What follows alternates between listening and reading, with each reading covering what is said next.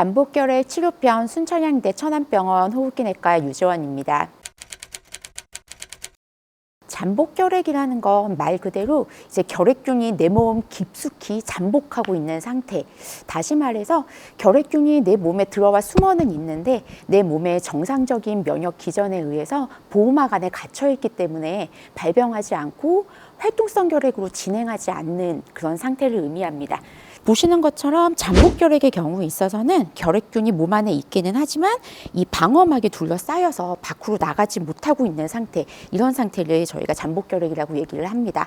대신 문제는 이 잠복결핵 상태에서 내 몸을 보호해주는 이런 방어막이 약해지는 경우에 있어서 면역력이 떨어지면 결핵균이 증식을 해서 이 방어막을 뚫고 활동성 결핵으로 그렇게 증식할 수 있는 그런 가능성을 가지고 있는 상태가 되겠습니다. 1995년도에 전국 결핵 실태조사라는 거를 했는데요.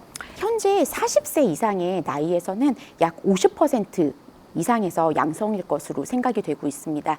그 말은 바꿔 말하면 현재 길 가는 사람 40대 이상의 사람을 무작위로 검사를 했을 때 2명 중에 1명은 잠복결핵이 있을 정도로 생각보다 매우 흔하다고 할 수 있겠습니다. 다행히 과거보다 결핵의 유병률이 많이 줄어들면서 20대의 경우에 1995년도에는 50% 이상이었지만 최근 연구에서는 한 23% 정도로 젊은 연령에서는 잠복결핵이 예전보다 많이 감소하고 있는 추세입니다.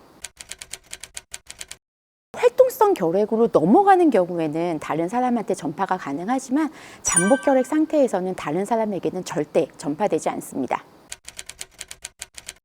결핵균이 내 몸에 들어와 있기는 하지만 내 몸의 정상적인 면역 기전 때문에 갇혀 있기 때문에 일반적으로 결핵에서 나타나는 기침이나 가래, 객혈과 같은 그런 증상은 전혀 없습니다.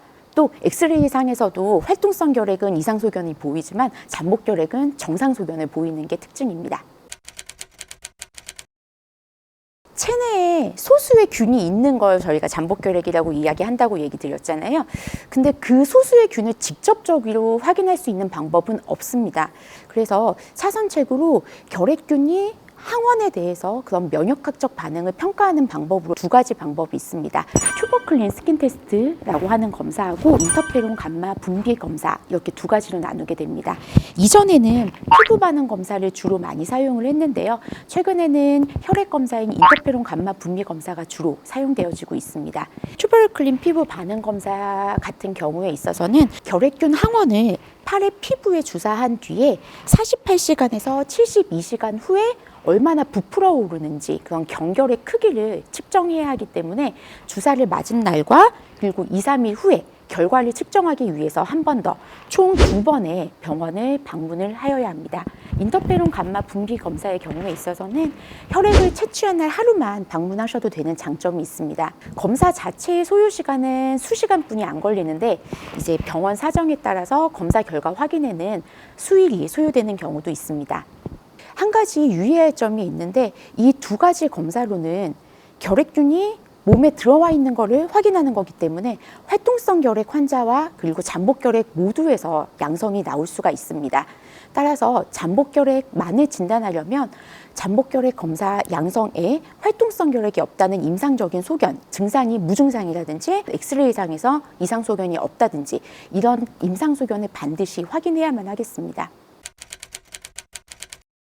대부분의 사람들은 잠복결핵이 있어도 모르고 살고 있습니다. 결핵 발병 위험이 낮은 경우에는 대부분 살아가는데 아무 문제가 되지 않습니다.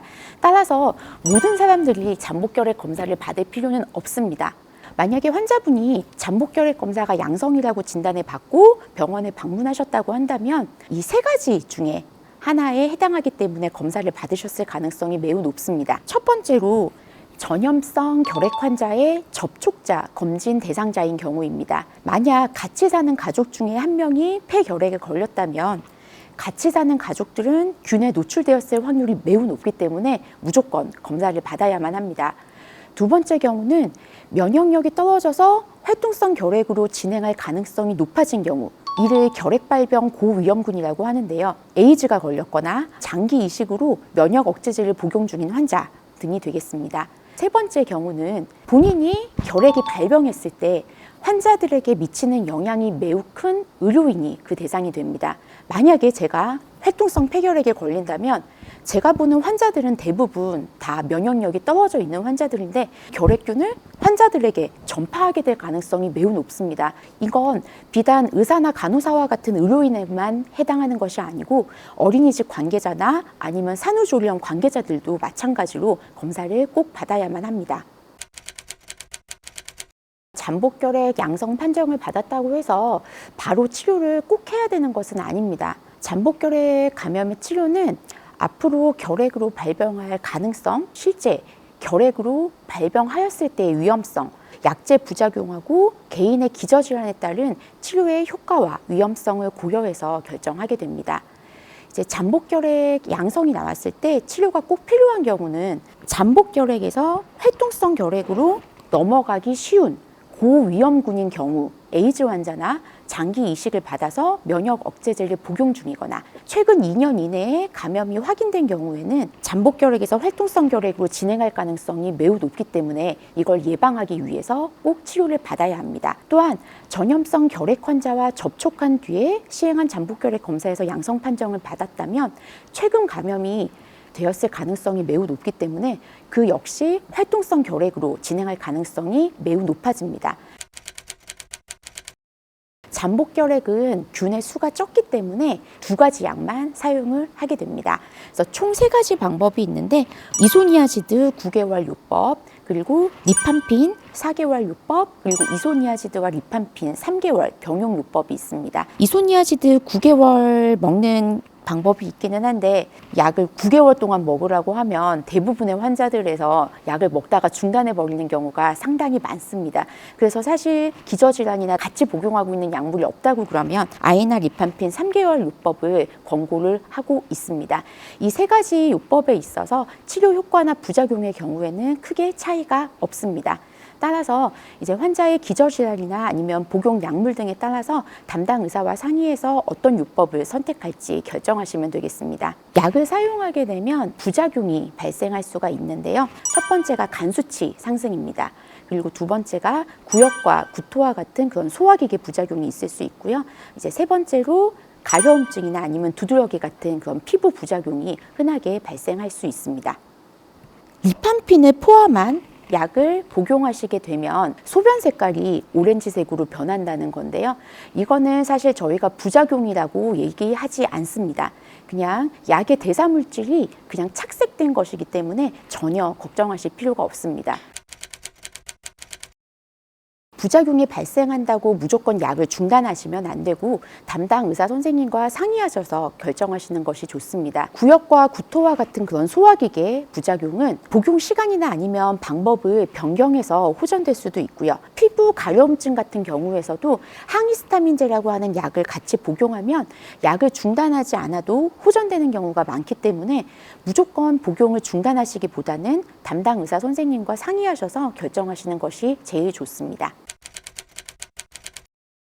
구체적인 기준은 없는데요. 보통 약을 먹기 시작하고 초반에 부작용이 많이 발생하기 때문에 저희는 시작 후에 1주에서 2주 후에 한번 오셔서 속이 미식거리지는 않는지 아니면 피부가 가렵지는 않는지 그런 증상들을 확인을 하고 그리고 피 검사를 해서 간 수치가 상승하지 않았는지 이런 부작용이 있는지 없는지를 저희가 확인을 하게 됩니다. 저 같은 경우는 보통 시작하고 2주 후에 한번 오시라고 말씀을 드리고 별다른 문제가 없다면 이후에는 한 달 후에 한 번 더 오셔서 약을 잘 드시고 계시는지 문제가 없는지 확인하게 되고 만약에 그때도 이상이 없다고 하면 남은 한 달 반치 약을 한꺼번에 드리고 있습니다.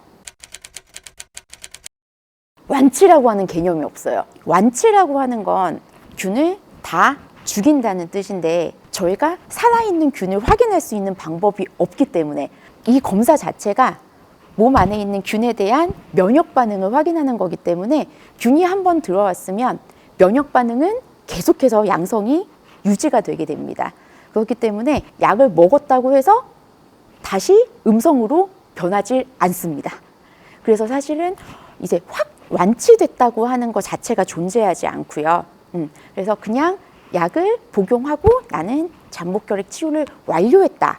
라고 알고 계시면 됩니다. 저희가 마지막에 저는 항상 환자분들 마지막 방문하실 때 이 얘기를 꼭 드리는데요. 그래서 이 검사를 앞으로 평생에 다시 하실 필요가 없습니다. 왜냐하면 이 검사는 약을 먹었다고 음성으로 바뀌는 게 아니기 때문에 계속해서 양성이 나올 거기 때문에 다시 검사를 한다는 게 전혀 의미가 없습니다.